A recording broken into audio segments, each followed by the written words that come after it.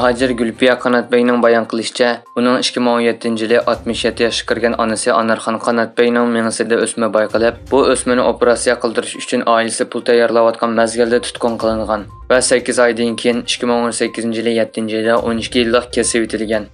Anarxonning farzandlari doktorxonaning bu vaqtdagi rasmiyatlari va uningdan boshqa yurak, shakar va meni yiglash qatorliq kasallarning diagnozlarini ko'rsatib jazoni sirti to'lashni talab qilgan bo'lsa-mu, soqchilar bu talabga parvo qilmagan.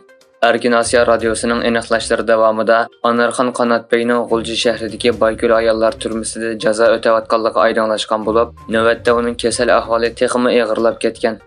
O'zini oshkorlashni xohlamagan turma xodimlaridan biri Anarxon Qanatbeyning kasal holatining davom qilayotganligini, turma mashg'ulotlariga moslasholmaydigan ahvolga tushib qolganda bir qancha qatim davolatilgan bo'lsa-mu, salomatligida burilish xarakterlik yaxshilanish bo'lmaganligini oshkorlagan. İstanbuldagi Xalqaro Sharq Turkiston Tashkilotlar birligi Birlashgan Davlatlar Tashkilotlarining tarmoq organi bo'lgan Xalqaro Emgak Tashkilotining yaqinda Sharq Turkistonni ziyorat qilganligiga qarata bayonot e'lon qildi.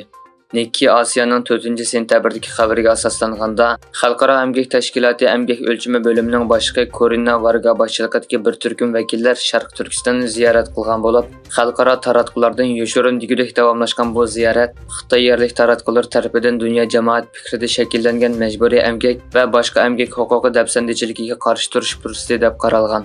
Bayonotda Xalqaro Emgak Tashkilotining Sharq Turkistonning haqiqiy ahvolini oshkorlab, Xitoyning yolg'on tashviqotiga aldanmay, ishonchli manbalar bilan xalqaro jamoat fikrini xabardor qilishni talab qilamiz deyildi.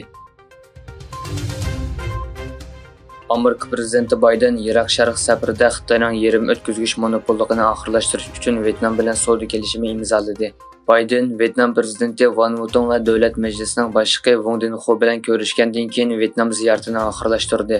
Ikki rahbar savdo va iqtisodiy hamkorlik to'g'risida fikr almashtirib, Vyetnamning yuqori kirimlik davlat saviyasiga yetish plani va pokiz energiya manbasiga o'tish planini muzokara qildi.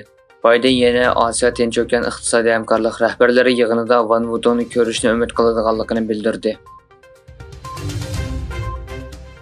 Shimoliy Koreya rahbari Kim Jong Unni epmagan bronik poyezd Rossiya zaminiga kirdi. Kimning Rossiya prezidenti Vladimir Putin bilan ko'rishdiganligi mo'ljallanmoqda. Rossiya taratqulardagi xabarlarga qaraganda, kimni epmagan bronik poyezd atiganda Rossiya chegarasidan o'tib, Iroq Sharq Federatsiya rayonining Promoskiy kraydagi Hasan poyezd stansiyasiga yetib kelgan. Tayvan davlat mudofaa ministrligi Xitoyning Shandong aviamotkasining Tayvanga yaqin atrofda yurish qilayotganligini e'lon qildi. Ministerlik ijtimoiy aloqa torida e'lon qilgan bayonotida Xitoy aviamotkasining Tayvanning janubiga 60 dengiz mili keladigan joydan o'tganligini bildirdi. Bu ishning 9-sentabr Amerika va Kanada dengiz armiyasining ichki urush paraxoti Tayvan bo'g'zidan o'tgandan keyin yuz berganligi ma'lum. Rossiya prezidenti Putin Armeniya hukumati Ozarbayjonning Qorabog' ustidagi egilik huquqini qabul qildi.